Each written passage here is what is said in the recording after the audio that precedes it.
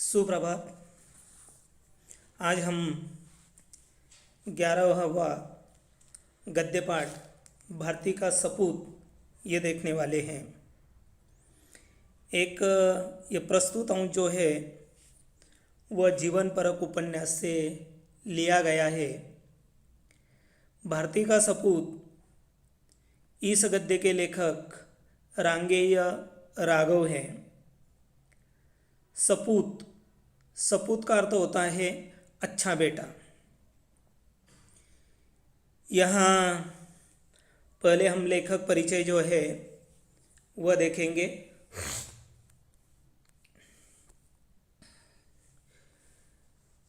रांगेय राघव जी का जन्म 17 जनवरी 1923 को आगरा यानी उत्तर प्रदेश में हुआ।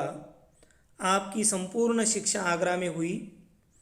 वहीं से आपने पीएचडी की उपाधि प्राप्त की। आंचलिक, ऐतिहासिक तथा जीवन परक उपन्यास लिखने वाले रांगेय राघव जी के उपन्यासों में भारतीय समाज का यथार्थ चित्रण प्राप्त है। आपने साहित्य की लगभग सभी विधाओं में सृजनात्मक लेखन करके हिंदी साहित्य को समृद्धि प्रदान की है। रांगेय राघव जी की मृत्यु 1962 में हुई है। उन्होंने जो उपन्यास लिखे हैं उसमें भारतीय समाज का यथार्थ यानी वास्तविक चित्रण जो है वह हमें देखने को मिलता है। और हिंदी साहित्य की लगभग सभी प्रकार की विधाओं में उन्होंने एक सृजनात्मक लेखन कार्य करने का काम रांगेय राघव जी ने किया है। उनकी प्रमुख कृतियाँ इस प्रकार हैं। लोई का ताना, भारती का सपूत ये जीवन परक उपन्यास है। कब तक पुकारूं ये उपन्यास है। अंगारे न बुझे ये कहानी संग्रह है। पिघलते पत्थर काव्य संग्रह है। विरूढ़क, नाटक, संगम और संघर्ष, आलोचना आदि। विधा परिचय देखिए। ऊप का अर्थ समीप तथा न्यास का अर्थ थाती अर्थात मनुष्य के निकट रखी वस्तु। उपन्यास गद्य साहित्य का वह रूप है जिसमें जीवन का बहुत बड़ा पटल चित्रित रहता है। यह हमारे जीवन का प्रतिबिंब होता है जिसको प्रस्तुत करने में कल्पना का प्रयोग आवश्यक है। उपन्यास महान सत्यों और नैतिक आदर्शों का एक अत्यंत मूल्यवान साधन है। इसमें लोकप्रियता और महनीयता का अद्भुत समन्वय होता है। मानव जीवन का सजीव चित्रण उपन्यास में है। यानी हिंदी साहित्य में जो अलग अलग विधाओं में लेखन कार्य किया जाता है उसमें उपन्यास है। उप का अर्थ होता है समीप और न्यास का अर्थ होता है थाती अर्थात मनुष्य के निकट रखी वस्तु। और यह उपन्यास गद्य साहित्य का वह रूप है जिसमें जीवन का बहुत बड़ा पटल चित्रित रहता है। यानी किसी एक विशेष क्षेत्र को केंद्र बिंदु मानकर वहाँ का वातावरण कैसा है, वहाँ के लोगों का रहन सहन कैसा है, उनकी बोली भाषा कैसी है, आचार विचार क्या है, इन सभी बातों का लेखा जोखा उपन्यास में हमें देखने को मिलता है। अब यहाँ पर हम पाठ परिचय देखते हैं। पाठ परिचय देखिए। प्रस्तुत अंश जीवनी परक उपन्यास से लिया गया है। इसमें किसी व्यक्ति के जीवन वृत्त को आधार बनाकर कल्पित प्रसंगों की सहायता से औपन्यासिक स्वरूप दिया जाता है। इसमें हिंदी गद्य के जनक भारतेंदु के जीवन के विविध पहलुओं का रोचक ढंग से परिचय कराया गया है। बचपन से ही साहित्य एवं शिक्षा के प्रति रुझान ने भारतेंदु को हिंदी साहित्य का या हिंदी साहित्य जगत का देदीप्यमान इंदु अर्थात चंद्रमा बना दिया। अंग्रेजों की नीतियाँ, सामाजिक कुरीतियाँ एवं अशिक्षा के खिलाफ भारतेंदु द्वारा जगाई अलख को उपन्यासकार ने अपनी लेखनी से और भी प्रज्वलित किया है। अब यह जो है वो एक जीवनी परक जो उपन्यास है, उस उपन्यास से ये जो गद्य है वह गद्य लिया गया है और इसमें यानी किसी व्यक्ति के जीवन वृत्त, कई बार आपने जीवनी देखी है, आत्मकथात्मक लेख देखे हैं, उसी प्रकार यह जीवन वृत्त को आधार बनाकर एक कल्पित प्रसंगों की सहायता से उसे औपन्यासिक, औपन्यासिक का अर्थ होता है अनोखा, विलक्षण। औपन्यासिक यानी क्या? विलक्षण या अनोखा। इसमें हिंदी गद्य के जनक, देखिए हिंदी गद्य जो है उसका जनक जो है भारतेंदु हरिश्चंद्र को कहा जाता है। और ऐसे भारतेंदु हरिश्चंद्र जो है उनके जीवन के विविध पहलुओं को रोचक ढंग से बताने की कोशिश इस गद्य में राघव जी ने की है। बचपन से ही भारतेंदु हरिश्चंद्र की साहित्य एवं शिक्षा के प्रति उनके मन में एक प्रकार की यानी शिक्षा के प्रति रुझान ने भारतेंदु को हिंदी साहित्य का एक देदीप्यमान हिंदू यानी चंद्रमा बना दिया है। उन्होंने अपने साहित्य में अंग्रेज़ों की नीतियाँ, क्योंकि यह कालखंड अगर हम देखते हैं 17 जनवरी 1923 को उनका जन्म हुआ था, 1962 में उनकी मृत्यु हुई, यानी हमारे देश पर अंग्रेज़ों का शासन था और इसलिए अंग्रेज़ों की नीतियाँ, सामाजिक कुरीतियाँ एवं अशिक्षा के खिलाफ भारतेंदु द्वारा जगाई गई यानी जगाई अलख, अलग का अर्थ है अदृश्य, अलक्ष्य, उपन्यास ने अपनी लेखनी से और भी अधिक प्रज्वलित कर दिया है। अब यहाँ ये जो भी लेख है यह सारा पूरा का पूरा यानी भारतेंदु हरिश्चंद्र के व्यक्ति विशेष के कुछ पहलुओं को यहाँ बड़ी रोचक ढंग से बताने की कोशिश रांगे राघव जी ने की है। तो यह भारतेंदु हरिश्चंद्र जो है उनके लिए हिंदी के पिता कहते हैं। देखिए भारतेंदु हरिश्चंद्र को हिंदी के पिता कहते हैं, तो महाकवि रत्नाकर ने उन्हें भारती का सपूत कहा है और हमारे गद्य का नाम क्या है? भारती का सपूत। ये उपाधि किसने दी है? तो महाकवि रत्नाकर ने उन्हें भारती का सपूत कहा है। अब यह भारतेंदु जो है, भारतेंदु का जन्म जो है वह 1850 और मृत्यु जो है वह 1885 में उनकी हुई थी। उन्हें सिर्फ 34 वर्ष और 4 महीने की उम्र उन्हें मिली है। तो इस प्रकार यानी हिंदी साहित्य का पितामह उसे कहा जाता है, पिता उसे कहा जाता है, तो निश्चित रूप से उनका जो हिंदी के विकास में उनका जो योगदान है वह निश्चित रूप से सराहनीय है। अब हम उसे क्रमशः देखेंगे। अध्यापक रत्नहास उठ खड़े हुए। उन्होंने दीवार पर टंगे हुए भारतेंदु हरिश्चंद्र के विशाल चित्र को देखा और फिर उपस्थित सज्जनों और स्त्रियों से कहा, भाइयों और बहनों, मैं आपको आज एक विशेष कारण से निमंत्रित किया है। अब देखिए अध्यापक रत्नहास जो है वे खड़े हुए और जो दीवार थी उस दीवार पर भारतेंदु हरिश्चंद्र का एक विशाल चित्र, फोटो या तस्वीर लटकी हुई थी, उसकी ओर उन्होंने देखा और वहाँ पर जितने भी उपस्थित सज्जन और स्त्रियाएँ वहाँ पर थी उन सभी को उन्होंने कहा कि भैया और बहनों, मैंने आज आपको यहाँ विशेष कारण से निमंत्रित किया है। क्या विशेष कारण है वह आगे देखिए। अध्यापक की आंखों में चमक थी। आने वाले सभी लोग उनसे परिचित थे, अतः सब में कौतूहल जाग उठा था। अब यह आँखों में चमक चमक होना, एक मुहावरा जो है वह लिख लीजिए, आँखों में चमक होना।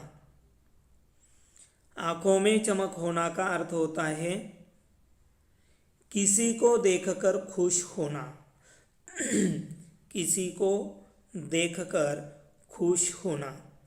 अभी अध्यापक जो है उन्होंने भारतेंदु हरिश्चंद्र की यह तस्वीर, यह फोटो उन्होंने देख लिया तो उनकी आंखों में चमक आ गई थी। वे बड़े खुश हो गए थे और आने वाले सभी लोग उनसे परिचित थे और सभी लोगों में एक कौतूहल, एक जिज्ञासा जाग उठी कि भाई क्या विशेष कारण है कि जिसके कारण अध्यापक रत्नहास जो है उन्होंने हमें आमंत्रित किया है। श्रीमती अनुराधा ने कहा, आज भारतेंदु हरिश्चंद्र का जन्म दिवस है। हम लोग उनके प्रति अपनी श्रद्धा प्रकट करने को ही तो यहाँ एकत्र हुए हैं। और वहाँ उपस्थित या अनुराधा जो है उन्होंने सबको संबोधित करते हुए सबको उन्होंने कहा कि आज भारतेंदु हरिश्चंद्र का जन्मदिन है और हम लोग उनके प्रति अपनी श्रद्धा प्रकट करने के लिए यहाँ सब इकट्ठे हुए हैं, एकत्र हुए हैं। फिर उसके पश्चात अध्यापक रत्नहास ने कहा, अच्छा तो सुनिए, यह इस पुस्तक की भूमिका है।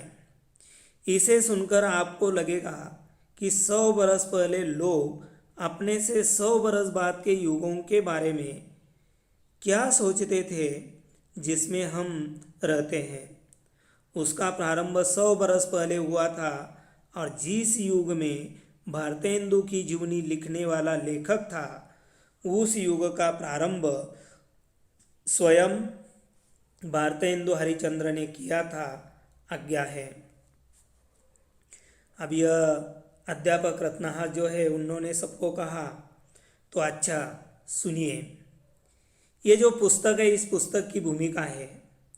इसे सुनकर, यानी ये जो पुस्तक मैं पढ़ने वाला हूँ, इसे सुनकर आपको लगेगा कि भाई 100 बरस पहले लोग अपने से 100 बरस बाद के युग के बारे में क्या सोचते थे जिस युग में अब हम रह रहे हैं। देखिए, जो बड़े लोग होते हैं बहुत दूर की सोचते हैं, तब वे लोग आने वाले अगले 100 सालों के बारे में भी सोचते हैं। हम सिर्फ कल की बात सोचते हैं, लेकिन जो महान लोग होते हैं वे बहुत ही दूर की सोचते हैं। और इसीलिए रत्नाकर जी ने कहा कि उन्होंने 100 बरस, यानी बाद में आने वाले 100 बरस जो है उनके बारे में उन्होंने सोचा था जिस युग में आज हम जी रहे हैं। उसका प्रारंभ देखिए 100 बरस पहले हुआ था और जिस युग में भारतेंदु हरिश्चंद्र की जीवनी लिखने वाला लेखक था, उस युग का प्रारंभ स्वयं भारतेंदु हरिश्चंद्र ने किया था। उसके पश्चात देखिए, अध्यापक ने किताब उठाकर देखा और पढ़ने लगे। भारतेंदु हरिश्चंद्र हिंदी के पिता माने जाते हैं। महाकवि रत्नाकर ने उन्हें भारती का सपूत कहा है। अब यहाँ देखिए, मैंने पहले भी आपको बता दिया है, ये जो अध्यापक जो है रत्नाकर, उन्होंने किताब उठाकर देखा और पढ़ने लगे। भारतेंदु हरिश्चंद्र के पिता, भारतेंदु हरिश्चंद्र को हिंदी के पिता कहा जाता है। किसी को भी यह पिता की उपाधि नहीं दी गई है। हिंदी के विकास में,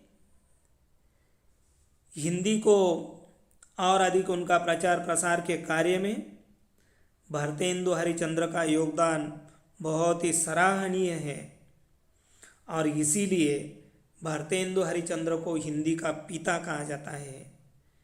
महाकवि रत्नाकर ने तो उन्हें भारती का सपूत कहा है, यानी भारत का अच्छा बेटा कहा है। फिर आगे देखिए, भारतेंदु भारतीय स्वतंत्रता के पहले संग्राम के समय 7 बरस के थे, अर्थात 1850 में उनका जन्म हुआ था। उनकी मृत्यु 34 वर्ष 4 महीने की अवस्था में 1885 में हुई थी। ये भारतेंदु हरिश्चंद्र जो है स्वतंत्रता संग्राम का जो पहला संग्राम हुआ था, तब भारतेंदु हरिश्चंद्र की उम्र केवल 7 साल की थी। यानी 1850 में भारतेंदु हरिश्चंद्र जी का जन्म हुआ था और उनकी मृत्यु 1885 में उनकी मृत्यु हुई थी। यानी भारतेंदु हरिश्चंद्र को सिर्फ और सिर्फ 34 वर्ष 4 महीने की उम्र उन्हें मिली थी। लेकिन देखिए, इतनी कम उम्र में भी उन्होंने जो हिंदी के लिए कार्य किया है, उसके लिए उन्हें हिंदी का पिता कहा जाता है, या महाकवि रत्नाकर ने उसे भारती का सपूत कह दिया है। फिर आगे देखिए, भारतेंदु के जन्म के समय उच्च वर्गों का बहुत बड़ा असर था, उच्च कुलों का ही सम्मान था। अतः भारतेंदु को यदि उस समय इतना अधिक महत्व दिया गया था, तो उसमें कुछ अंश तक उनके कुल का भी प्रभाव था। परंतु उनसे अधिक धनी और उच्च कुल के लोग भी मौजूद थे। उनका इतना नाम क्यों न हुआ? यही बात स्पष्ट कर देती है कि वह व्यक्ति कुल के कारण नहीं, वरन अपनी प्रतिभा और महत्व के कारण प्रसिद्ध हो सका है। भारतेंदु ने अपने साहित्य में कुल वर्ग का शोषण नहीं किया। यह उनके व्यक्तित्व के विकासशील होने का बड़ा सशक्त प्रमाण है। भारतेंदु ने कुल के गर्व को दोहराने के बजाय देश के गर्व को दोहराया है। भारतेंदु की बुद्धि काशी में प्रसिद्ध थी।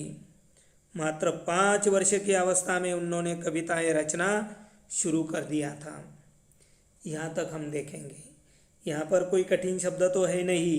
कुल, कुल यानी वंश। बाद में विकासशील, विकासशील का अर्थ है विकसित या विकास करना। बाकी कोई कठिन नहीं है। अब यह भारतेंदु का जन्म जो है आपने देख लिया कि 1850 में उनका जन्म हुआ था। उन दिनों भारत में अवर्णों के साथ बहुत ही दुर्व्यवहार, बुरा व्यवहार किया जाता था।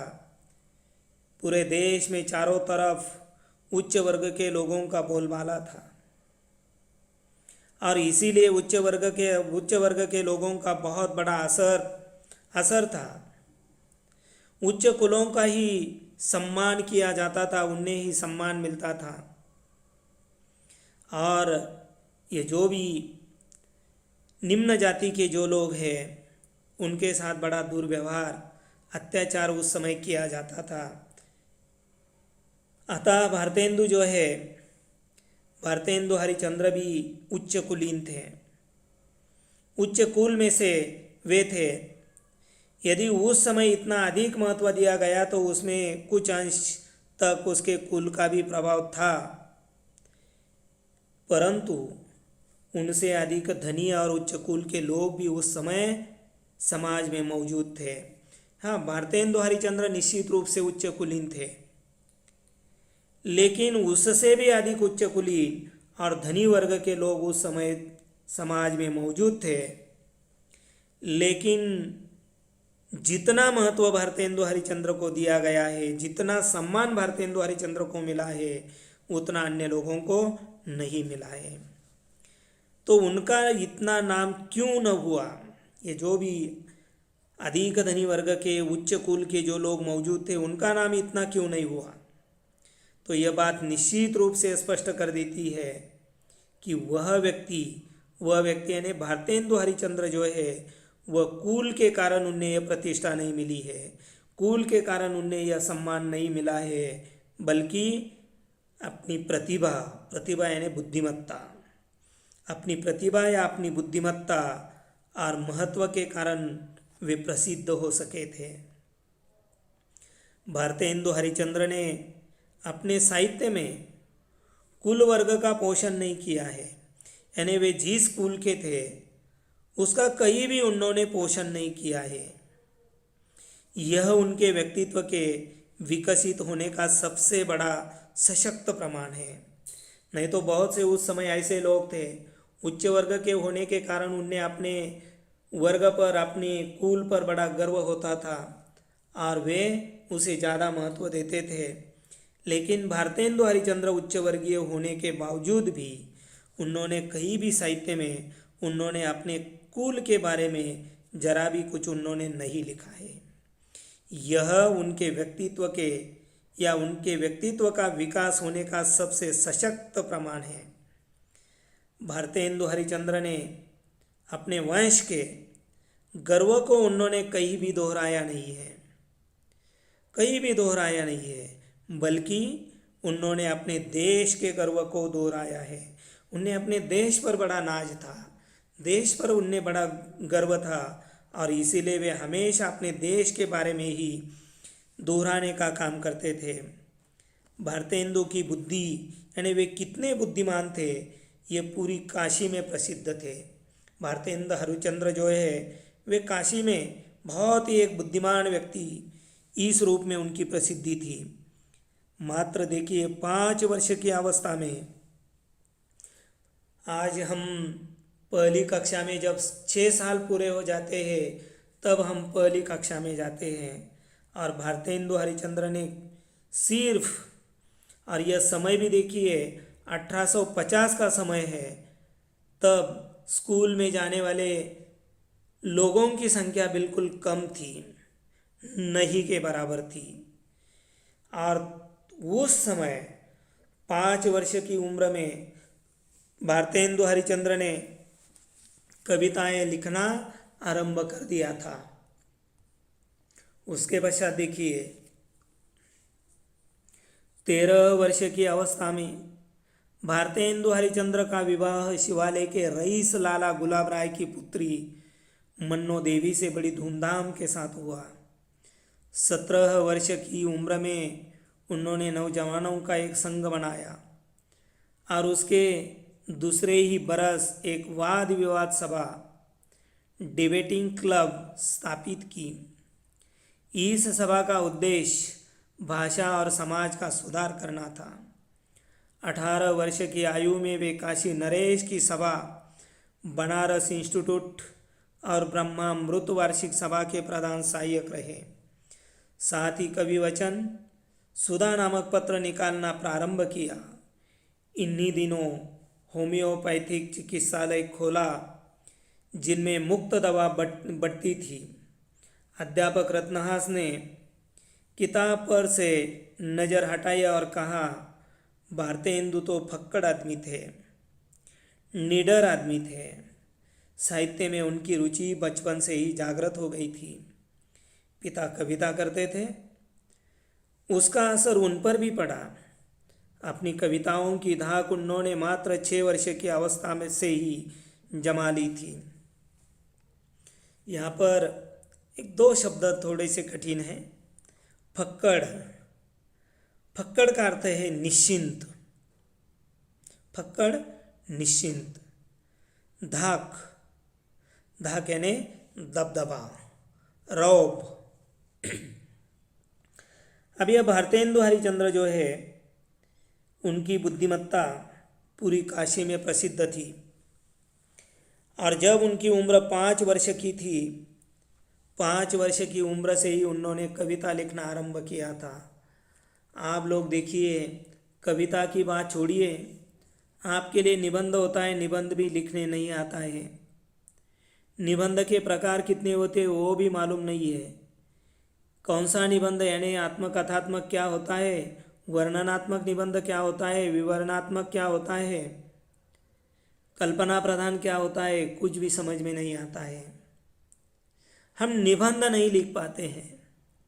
लेकिन ये देखिए, भारतेंदु हरिश्चंद्र जन्मता ही वे प्रतिभावान थे और 5 वर्ष की उम्र में उन्होंने कविता लिखना आरंभ कर दिया था। 13 वर्ष की अवस्था में भारतेंदु हरिश्चंद्र का विवाह शिवालय के रईस लाला गुलाब राय की पुत्री मन्नो देवी से बड़ी धूमधाम के साथ हुआ था। क्योंकि भारतेंदु हरिश्चंद्र जो है वह कोई साधारण परिवार का आदमी नहीं था, वह भी अमीर घर का ही आदमी था, उच्च कुलीन थे। बड़ी धूमधाम से उनकी शादी हुई 13 साल की अवस्था में। बाद में देखिए 17 वर्ष की उम्र में उन्होंने नौजवानों का एक संघ बनाया। हम लोग देखिए अब हम 17 साल के हो चुके हैं, लेकिन 17 लड़कों को हम अपने साथ नहीं रख सकते हैं, इकट्ठा नहीं कर पाते, उनका संगठन नहीं बना पाते हैं। लेकिन भारतेंदु हरिश्चंद्र देखिए उन्होंने 17 वर्ष की उम्र में नौजवानों का एक संघ बनाया और दूसरे ही बरस यानी 18 वर्ष की उम्र में उन्होंने एक वाद विवाद सभा यानी डिबेटिंग क्लब की स्थापना उन्होंने की थी। हमें अगर कोई विषय दिया जाता है वाद विवाद के लिए तो क्या बोलना है क्या नहीं बोलना, हम एक पंक्ति भी नहीं बोल पाते हैं। आपके लिए मौखिक परीक्षा के लिए स्पीच देना होता है, 1 मिनट बोलने का समय आपको दिया जाता है, हम 1 मिनट तो क्या आधा मिनट भी हमारा ये भाषण नहीं होता है। लेकिन ये देखिए उन्होंने 18 वर्ष की उम्र में ही वाद विवाद यानी डिबेटिंग क्लब की स्थापना उन्होंने की थी। इस सभा का उद्देश्य था, खुद की पब्लिसिटी के लिए उन्होंने नहीं बनाया था। ये जो डिबेटिंग क्लब जो है वह उन्होंने भाषा और समाज का सुधार उन्हें करना था, भाषा का भी सुधार करना था और समाज का भी सुधार उन्हें करना था। यह प्रमुख उद्देश्य उनका था। 18 वर्ष की आयु में वे काशी नरेश की सभा, बनारस इंस्टीट्यूट और ब्रह्मामृत वार्षिक सभा के प्रधान सहायक रहे हैं। साथ ही कवि वचन सुधा नामक पत्र निकालना भी उन्होंने प्रारंभ किया था। अब देखिए ये कोई कवि वचन नाम का सुधा नामक पत्र निकालना कोई आरंभ नहीं है, यानी उन्होंने प्रारंभ किया था। हमें देखिए हमें अगर कोई यानी ये जो भी अखबार है, अखबार के लिए अगर कोई समाचार लिखने के लिए कहा जाता है तो हम 2 पंक्तियाँ भी नहीं लिख पाते हैं। अब उन्होंने सुधा नामक पत्र उन्होंने निकाला था और इन्हीं दिनों होम्योपैथिक चिकित्सालय भी उन्होंने खोला था। ये होम्योपैथिक आपको मालूम है, यानी जो BHMS डॉक्टर होते हैं वो होम्योपैथिक की उनकी प्रैक्टिस होती है, बैचलर ऑफ होम्योपैथी। BAMS जो होते हैं वह बैचलर ऑफ आयुर्वेदिक, यानी वे आयुर्वेद के जानकार होते हैं। और MBBS MD ये जो भी लोग होते हैं वे एलियोपैथी के लोग होते हैं, या उनका अभ्यास उनका होता है। और इन्हीं दिनों उन्होंने होम्योपैथिक चिकित्सालय खोला जिनमें मुफ्त दवा बढ़ती थी। और इस चिकित्सालय का अर्थ क्या है, जिसे हम मराठी में दवाखाना कहते हैं या हिंदी में उसे अस्पताल कहा जाता है। और वहाँ बिल्कुल मुफ्त में दवा बांटने का काम वे करते थे। अध्यापक रत्नहास जी ने किताब पर से नज़र हटाई और कहा, भारतेंदु हरिश्चंद्र बिल्कुल निडर आदमी थे, बिल्कुल निश्चिंत आदमी थे। और यह साहित्य की जो बात हम कर रहे हैं तो साहित्य में उनकी रुचि बचपन से ही जागृत हो गई थी। भारतेंदु हरिश्चंद्र के पिताजी हमेशा कविता करने का काम, लिखने का काम करते थे और उनका प्रभाव भारतेंदु हरिश्चंद्र पर भी पड़ा था। अपनी कविताओं की धाक यानी दबदबा उन्होंने मात्र 6 वर्ष की अवस्था से ही जमा ली थी। फिर आगे क्या होता है देखिए, अध्यापक रत्नहास रुके और पूछा, आगे पढ़ूं? अध्यापक मुस्कुराए और पढ़ना शुरू किया। अब यह अध्यापक रत्नहास जो है वह रुके और उन्होंने पूछा, आगे पढ़ूं? इस पर अध्यापक जो है वह मुस्कुराए और पढ़ना शुरू किया। हरिचंद्र को इतना ही याद था कि पिता कुछ लिखते रहते थे और बहुत बहुत सा लिखते थे। पिता बलराम कथामृत लिख रहे थे। हरिचंद्र पास बैठे बड़े गौर से देख रहा था। उसने हठात कहा, बाबूजी। क्या है रे? पिता चौंके। अब यह हरिचंद्र जो है, हरिचंद्र को इतना ही याद था कि उनके पिता जो है वे कुछ लिखते थे और बहुत बहुत सा लिखते रहते थे। उनके पिता हमेशा लिखते रहते थे, कविताओं का सृजन करते थे। इस बार उनके पिता बलराम कथामृत, देखिए किस पर, बलराम पर कथामृत लिख रहे थे। और उस वक्त ये हरिचंद्र जो है, भारतेंदु हरिचंद्र, अपने पिता के पास बैठे बड़ी गौर से, बड़ी बारीकी से वे देख रहे थे। और उसने हठात, हठात का अर्थ होता है अचानक, बीच में ही उन्होंने अचानक कहा, बाबूजी।